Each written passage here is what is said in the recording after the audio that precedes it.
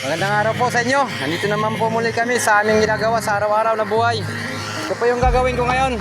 Kasama ko kasi grass cutter. Ako naman, ang gagawin ko, puputulin ko yung hindi kayang putulin ng grass cutter tulad nito.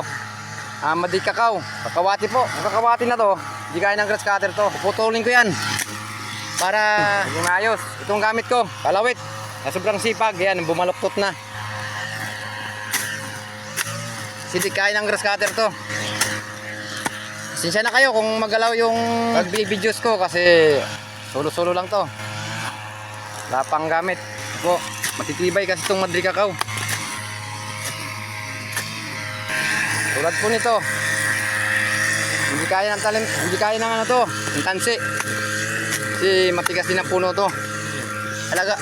Kailangan tabasin. Ako yung taga-tabas para maging maayos.